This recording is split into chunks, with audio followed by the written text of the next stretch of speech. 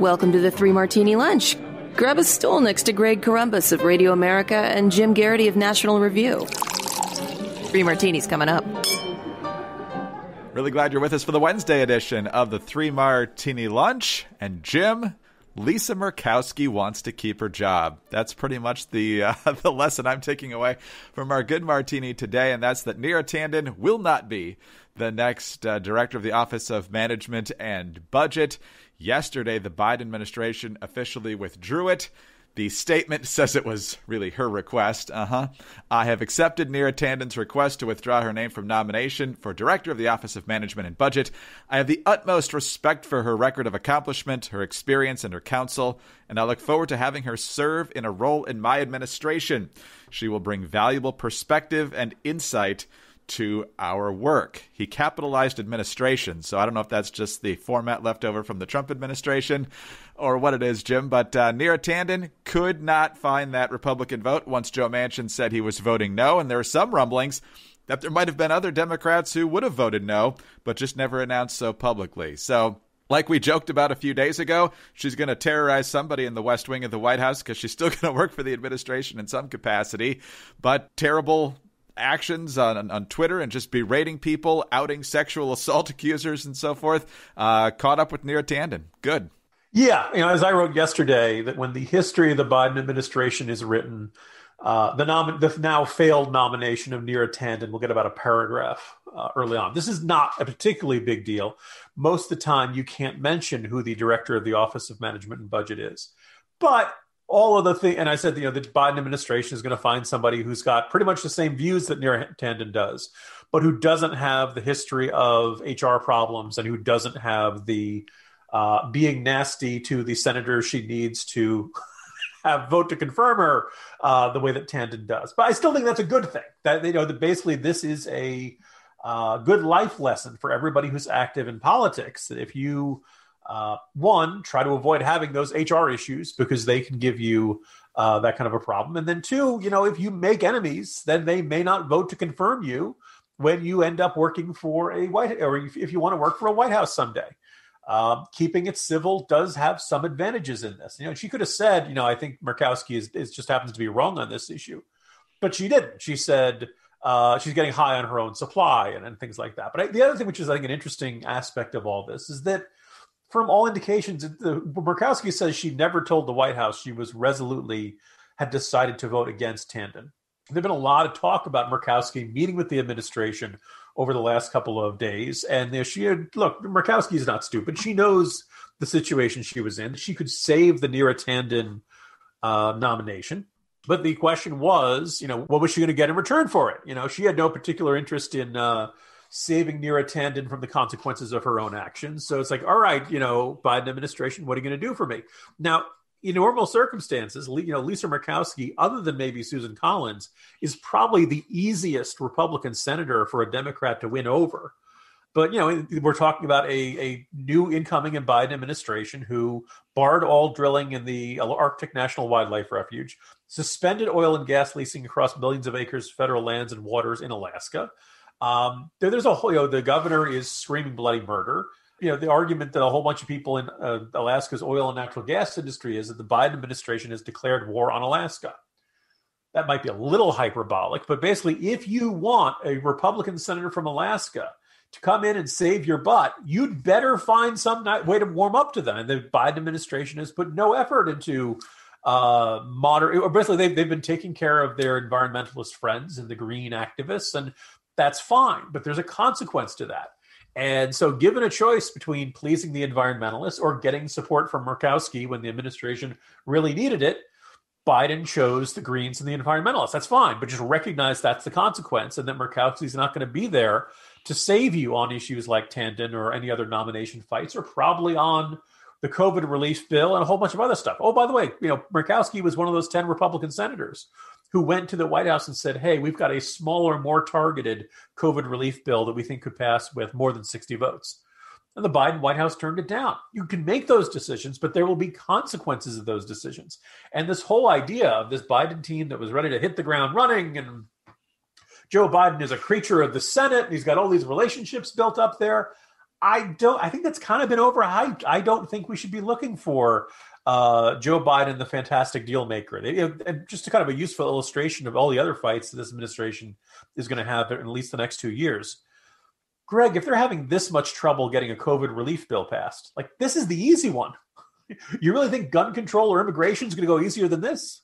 Well, that's why they're already talking about filibuster reform instead of elimination now, because they have to have their minimum wage increase. They have to have their election reform. We'll get into those issues as they come more front and center in the days and weeks to come.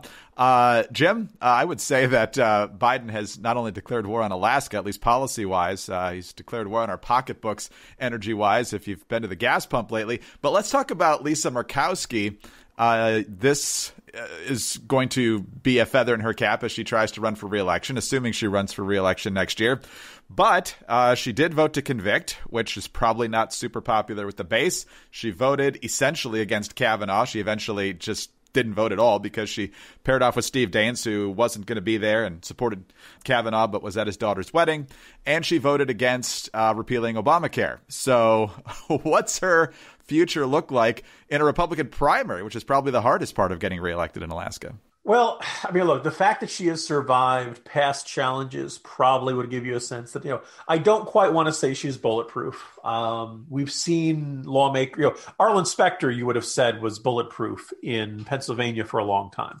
Narrowly won a primary against Pat Toomey, and by the next time it came around, it looked pretty clear Toomey was going to beat him in the primary. The Republican Party of Pennsylvania had just either it had become more conservative or Arlen Specter had drifted too far to the left by the time that happened. So it's not like it never happens, but it pretty rarely happens. And on a bunch of these fights, particularly on the environmental stuff, Murkowski is very much setting herself up as the defender of Alaska, the defender of jobs in her state and things like that. So I'm not expecting her to be a loser of a primary in this upcoming cycle, but stranger things have happened. True. Including Lisa Murkowski losing her primary in 2010 and winning re-election as a write-in. So it's just... I mean, spelling Murkowski's hard, Greg. It is. So, but anything can happen. So we'll be keeping an eye on that. Let's talk about one of our great sponsors today. If you need to see clearly in how you vote in Alaska or elsewhere, maybe Coastal is the way to go. And you don't even have to go to the optometrist anymore in order to pick out your glasses. Coastal makes it really easy. You can browse and try on hundreds of frames virtually without even having to leave your couch. At Coastal.com, you can get prescription glasses starting at $9 with free shipping and 60-day risk-free returns. Plus, they have the most advanced virtual try-on technology that you'll find anywhere. You can turn your frames into sunglasses by testing out colored lens tints or finally see what a cat eye or aviator would really look like on your face right on your own phone. With Coastal, you don't have to spend hours at the store or hundreds of dollars to get a new style. You just go to Coastal.com, pick the frames you want, enter your prescription details, and your glasses will arrive in just a few days. I've gotten glasses on Coastal. It's amazing because I got glasses through the regular eye doctor, and whatever was going on with the angle of the lens or whatever, it was the glasses weren't doing it for me. So we got this opportunity to get glasses through Coastal. I did it. And bam, first try, the glasses work fantastic. Coastal has over 2,000 frames to choose from, 24-hour customer support, and Newsweek called it America's best customer service. And when you buy a pair of glasses from Coastal, you can donate a pair to someone in need, just one click, no extra cost. To date, Coastal has given more than 470,000 pairs of glasses to people in need. Starts at $9, don't have to leave the couch. This is the way to shop for glasses. And now for a limited time, Coastal is offering 3 Martini Lunch listeners the best deal they have going anywhere. 30% off your first pair of glasses at Coastal.com/martini. Get free shipping, 60-day risk-free returns, and 30% off at Coastal.com/martini. The discount will be applied at checkout. It's only for a limited time, though. Coastal.com/martini. Some restrictions do apply. Coastal.com/martini. All right, Jim, let's talk about Texas. Texas was in the news yesterday. Greg Abbott on Twitter getting everybody ready, saying, big announcement, 15 minutes. And turns out he's opening everything up. No mask mandate. Businesses can open up as much as they want. And Jim, you see this as kind of a good news be careful situation. First of all, you point out in the Morning Jolt today that Texas has done a pretty good job, better than a lot of states, in getting folks vaccinated, between the work that CVS and Walgreens is doing in the nursing homes and assisted living facilities. Texas has also done a pretty good job of managing the vaccine distribution. So they're kind of ahead of the game. Abbott is, of course, not telling you can't wear a mask or you can't keep restrictions on your business. And so a lot of folks, certainly on the libertarian side, are saying, well, yeah, leave that up to individuals, leave that up to the legislature if they want to go there. Enough of the executive edict. So, Jim, what do you make of the vaccination rate in Texas, and what do you make of opening back up as much as folks want to? Yeah, shortly after Abbott announced this, I heard from a couple of folks who I talked to about COVID and pandemic-related issues pretty regularly, and a couple of them were very concerned about this. Like, what is he doing? So I went back and I looked at the numbers, and they were updated. And, here's the thing.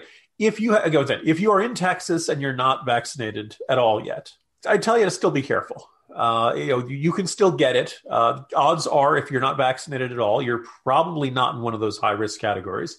You're probably not elderly. You're probably not immunocompromised. And if you are in one of those groups and you haven't been vaccinated yet, you should, see what you can do to get that vaccination, and you should probably continue taking precautions. If you are younger and healthier, I still might take some precautions, wear the masks and all that kind of stuff, just because you don't want to get it, because the chances of you having a severe reaction are small, but you can't guarantee that you're not going to be one of those person who's going to have diminished lung capacity or a lingering cough or issues. Again, it's rare. The odds are high 90 some, you're going to recover and you're going to be fine. But, you'd rather not take that risk. Maybe the risk is small enough and Texans are not exactly known for being shy and risk averse and all that stuff. Now, if you're vaccinated, after one shot, you've got something in the neighborhood of more than half. And some people, I think it was the Pfizer one, some studies said up to 85% protection. Doesn't mean you shouldn't get that second one. It just means, that first shot should already start doing some good for you 2 weeks in. So you look at the numbers, and you alluded to this, Greg. By and large, they've done the nursing homes almost entirely. Everybody's got at least one. Almost everybody's got one shot, and something around the lanes of 76 from the ones served by 76% for the facilities served by CVS. 89% of the ones served by Walgreens have gotten that second dose by now. So we really shouldn't be seeing any big outbreaks in the nursing homes and long-term care facilities in Texas. And for obvious reasons, that's where we were most concerned. Now, are there senior citizens in Texas who live outside of these kinds of facilities? Yeah. There's still things we need to worry about. But by and large, if you ask me what's going to happen if Texas repealed it and everybody goes back to living normally, well, I wouldn't be surprised if you saw cases go up.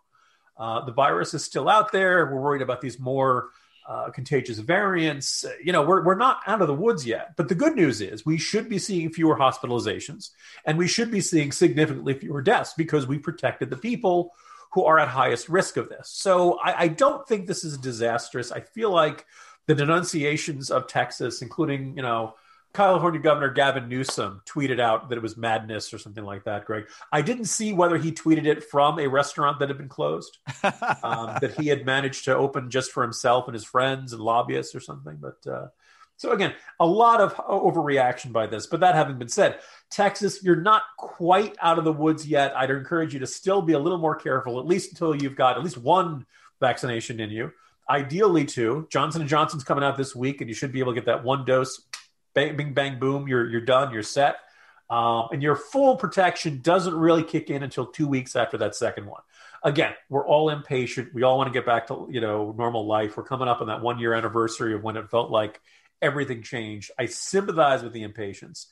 But I also feel like this is not madness. This is not insanity that some people have said. And, Greg, I'm just thinking back, it'd be a lot easier to have these conversations if, when a state made a decision that a liberal magazine writer didn't like, it didn't get greeted with headlines like Georgia's experiment in human sacrifice. Oh, by the way, there are still people living in Georgia. You may have noticed that in the last year, that they did not suddenly die off, and it did not look like, people getting dipped into lava in Temple of Doom or something like that. So it'd be nice if we could have a grown-up discussion about this, about risks and benefits and costs and benefits and things like that. But we can't do that, Greg. Apparently we have to believe that every Republican governor is secretly, sacrificing people to ball or something.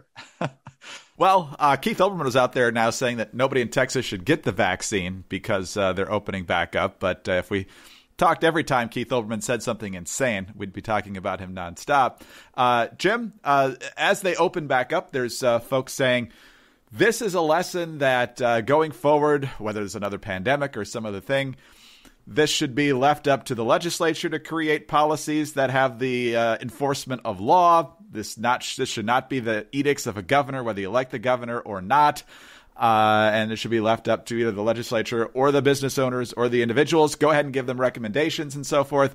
But ultimately, it's not for one elected leader to decide what everybody has to do. How do you react to that? Yeah, I already saw the Alamo Draft House said that as far as we're concerned, everybody's still got to wear masks. We're not changing any of our policies. We're still going by CDC guidance, and that's fine. And if you feel like some sort of establishment is not, you don't feel safe in it, then go to another establishment. I think that's probably the best choice for everyone. Let customers decide. There are some people, but again, there are some people who are now well past 2 weeks of their second dose. So there are some people who are effectively immune to the virus right now. And oh, by the way, even to the variants. The variants, like, we're worried about the variants. The vaccines we're getting may not fight off the new variants quite as well, but nobody's generated any studies that say, oh, we are completely helpless to this variant. The vaccine doesn't do you any good. We're right back to square one. So if you're vaccinated, you can pretty much go out and live your life. I'd say wear the mask just so you're not like, we don't put ourselves in a situation where supermarket clerks have to check people for the vaccine cards and stuff. But by and large, the day is coming, and we're talking, a month, 2 months, 3 months, where people are going to stop wearing those masks and start living their lives normally because we're knocking on the door. By that point, we certainly should have enough vaccines. If the states could get them into arms, but everyone's tired of hearing me talk about that. Yeah, it's real simple. If you want to open your business, do it. If you're not ready yet, don't do it. If you want to go patronize that business, do it. If you're not ready yet, don't do it. Leave the government out of it as much as humanly possible. It's a debate that's going to keep going. Every time somebody makes a decision one way or the other on COVID policy, one side or the other is going to definitely have a strong reaction, and especially on those who don't want to open yet. All right, let's talk about MyPillow. MyPillow is, of course, well known for making great pillows. I love mine. But now MyPillow has given the same attention that they've given their pillows to their towels and their sheets. Right now, 3 Martini Lunch listeners can buy one, get one free on all 6-piece towel sets and the Giza Dream Sheet sets. MyPillow towels have proprietary technology that makes these towels highly absorbent. They are soft to the touch without that lotiony feel. They come with a 10-year warranty and a 60-day money-back guarantee. They're washable, dryable, and there are 7 colors to choose from. The MyPillow Giza Dreams bed sheets are made with the world's best cotton, making them ultra soft and breathable. The sateen weave gives them a luxurious finish. 10-year warranty, 60-day money-back guarantee. Also washable and dryable with a wide variety of colors and sizes. Visit MyPillow.com to learn more. Right now, our listeners get all 6-piece towel sets and Giza sheets. Buy one, get one free. Just use the promo code Martini at checkout or call 800-874-0104. That's MyPillow.com, code Martini, or call 800-874-0104 for buy one, get one free on all 6-piece towel sets and Giza Dream Sheets. All right, Jim, you mentioned that we are basically 1 year since a whole lot of things changed. And last I checked, math-wise, 1 year is longer than 9 months. And when people generally are stuck at home for a while, 9 months later, they have a new arrival at their house. We have many stories, of course, with the soldiers returning from World War II, big baby boom, whole generation called the baby boomers. The famous power outage in New York in the 70s, baby boom. Big blizzards about a decade ago, not as big, but definitely a little bit of a baby bump. This time, the exact opposite, and it's got folks worried about where we're headed here. CBS News. Provisional birth rate data provided to CBS News by 29 state health departments shows a roughly 7.3% decline in births in December 2020, which of course is 9 months after COVID-19 was declared a pandemic by the World Health Organization. California, the most populous state, reported a 10.2% decline, falling to 32,910 births in December from more than 36,000 the year prior. In the same time frame, births declined by 30% in Hawaii, actually a little bit more than that. While birth rates have been falling for nearly a decade, Phil Cohen, a sociologist at the University of Maryland, said December's drop was the biggest he's seen since the baby boom ended in 1964.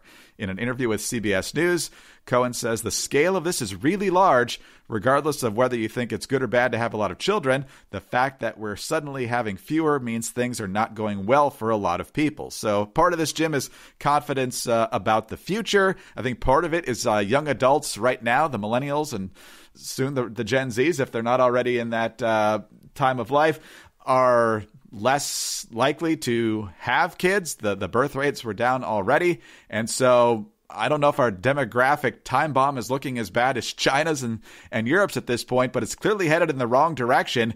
And when you have a golden opportunity with not much else to do besides watch Netflix there for a couple of months, and there's no babies showing up 9 months later, America's got some issues. Yeah, I mean, Netflix and chill generally requires some other person to do the chill part with. That's about as ribald as we're going to get on this podcast.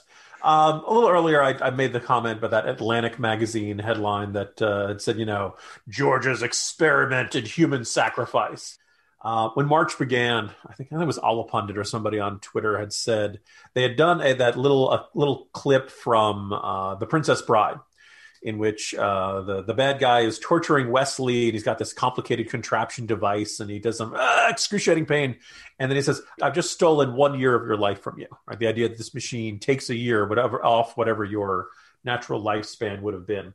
And they put that up, and they said, this is what COVID-19 did. It took 1 year of our lives from us. Now, look, that's a slight exaggeration, but I think it's safe to say that if you're listening to this podcast, just about everybody had to put some aspects of their lives on hold for the past year. Some people lost their jobs and have gone through extremely tough times. Some people have had kids have not been in school. We've seen all kinds of problems with addiction, worries about protecting people from spousal abuse, family abuse, things like that.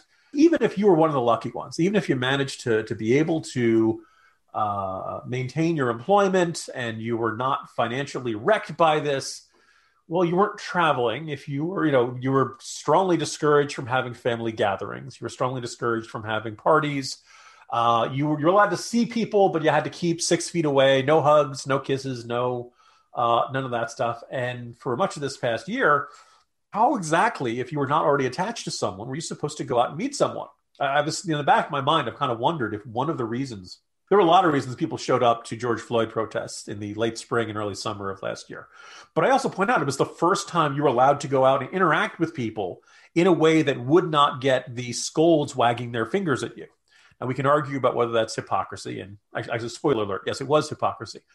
But you couldn't begrudge someone for wanting to participate because we've been the health experts of this world, for admittedly a very good reason at the beginning of this pandemic, and then one that became tougher and tougher to justify as the year stretched on, asked us to do something very, very difficult, right?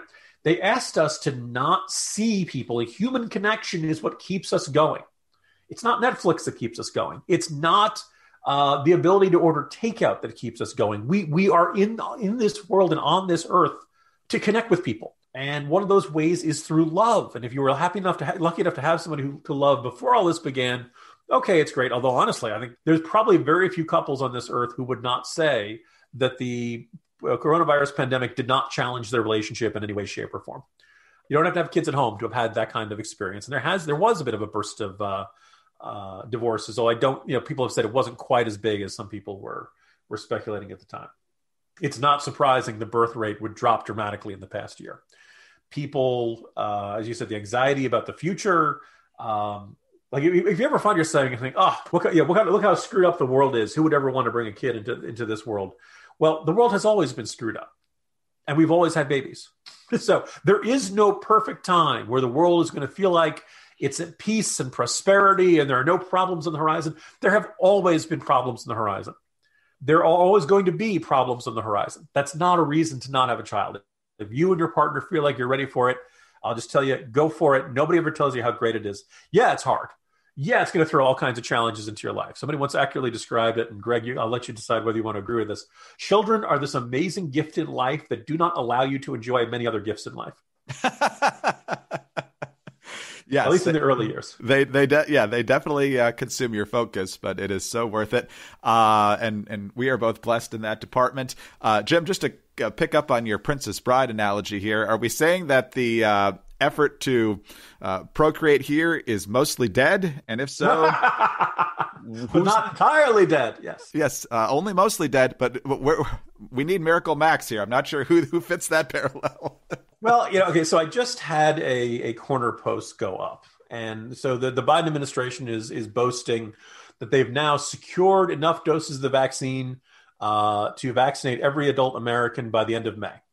And they're not quite saying everybody's going to be vaccinated by the end of May, because having the vaccine does not automatically mean it's going to get into somebody's arm. But I've run the numbers on this. We should be seeing some dramatic changes over the next couple of months. Remember, herd immunity is not like a light switch where it just turns on and off. As more and more people get immunized, the number of new unimmunized bodies or people who haven't had it before that the virus can jump into should be shrinking steadily.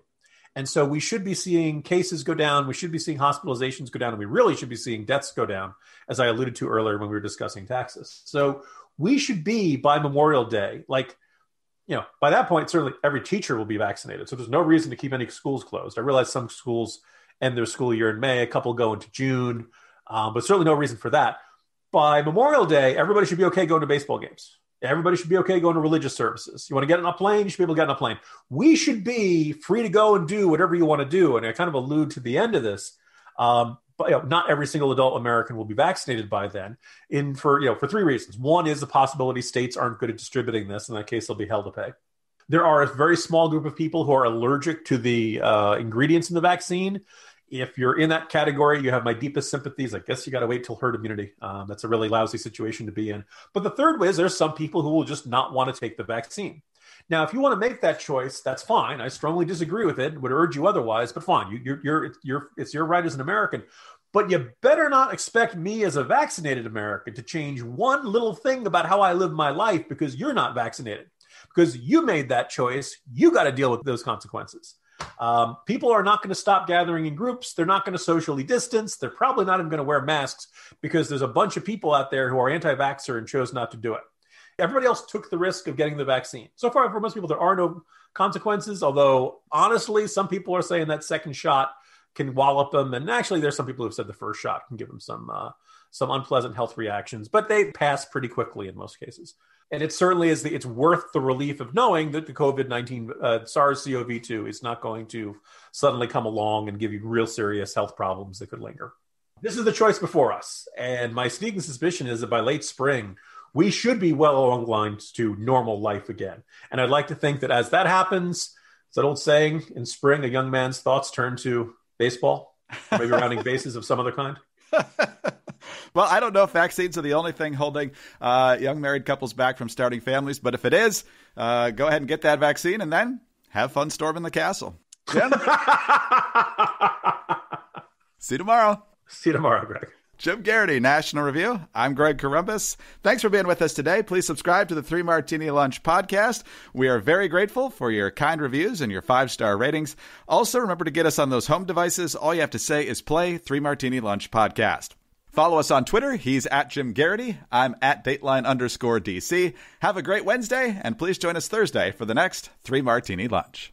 Hi, it's Dana Lash, host of The Dana Show. Every day, I'm here to keep you up to speed on the most important stories and info that you need to know in your very busy life. And if you're always on the go and you want to stay connected, just download our daily podcast and take it with you. It's a great way to get up to speed on what you need to know and what legacy media may not be telling you. Visit danaradio.com and click on the podcast link or subscribe at iTunes, Spotify, or wherever you get your favorite podcasts.